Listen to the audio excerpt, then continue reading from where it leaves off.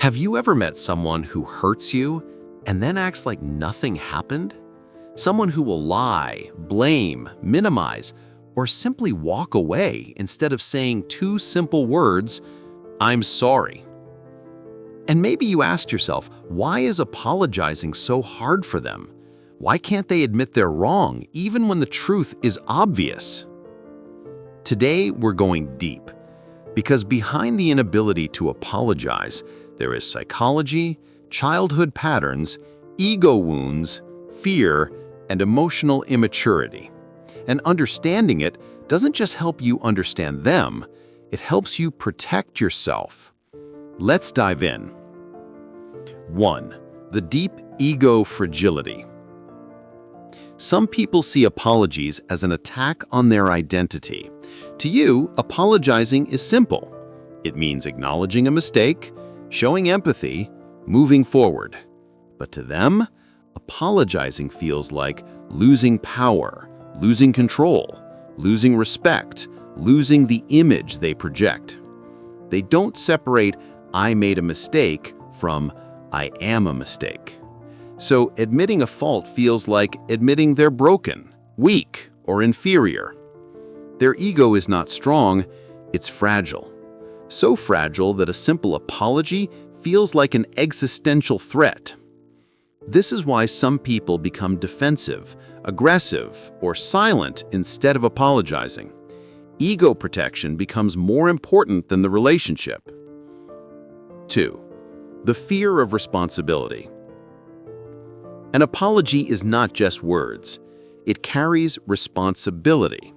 When someone says, "I'm sorry," it implies, "I accept what I did, I acknowledge the consequences, I understand that my actions affected you, I am willing to change."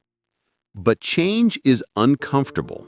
Responsibility means effort, introspection, and accountability.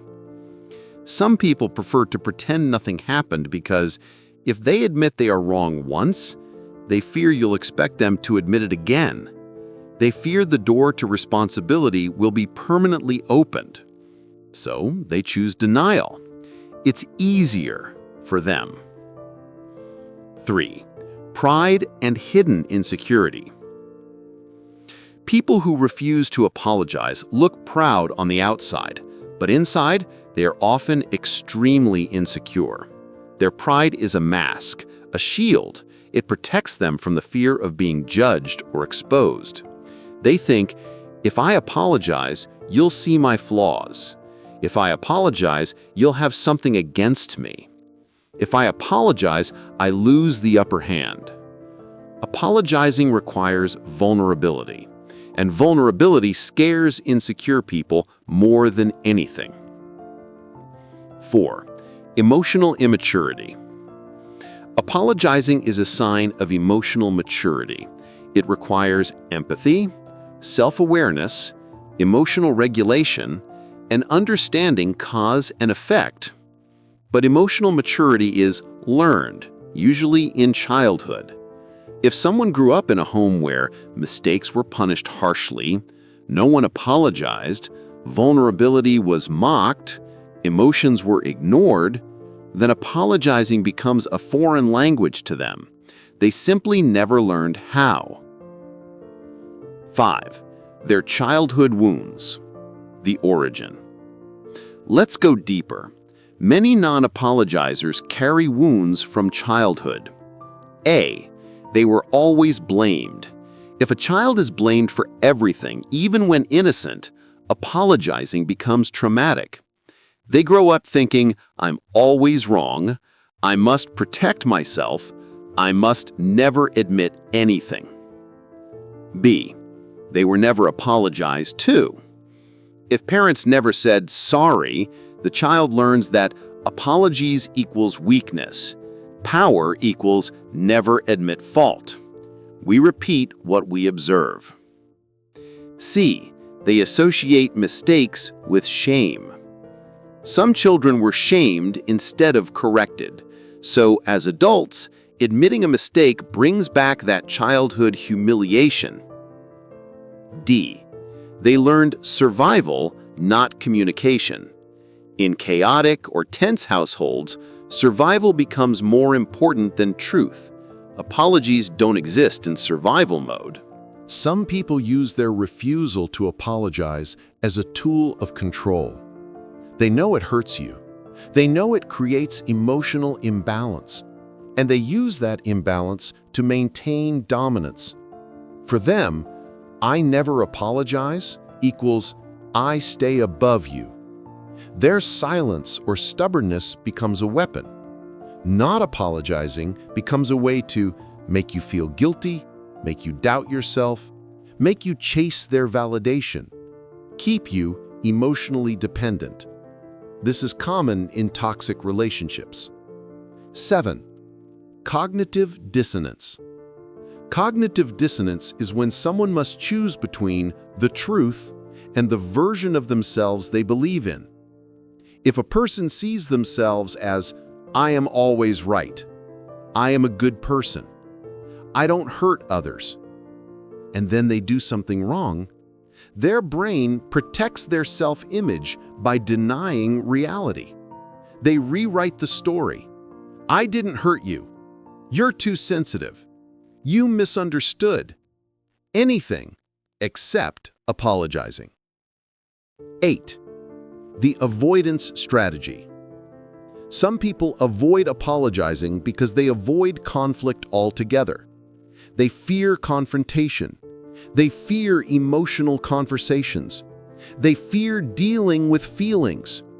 So instead of apologizing, they distract, change topics, run away, stay silent, pretend everything is fine.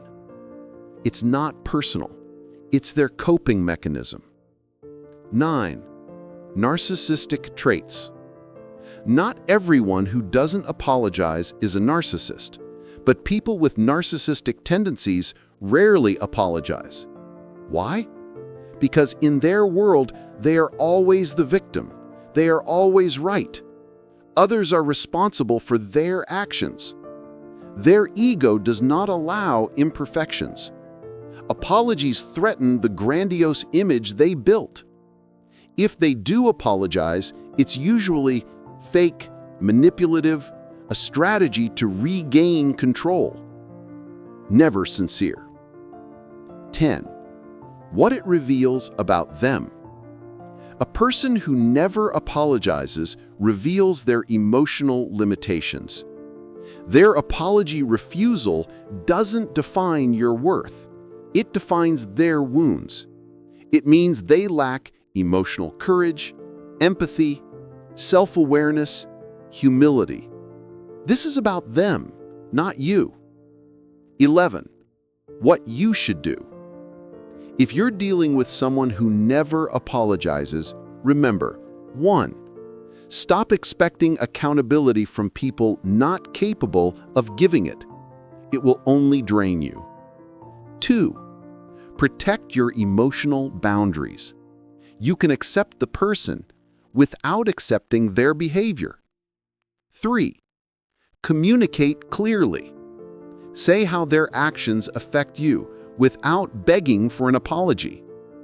4. Be willing to step back.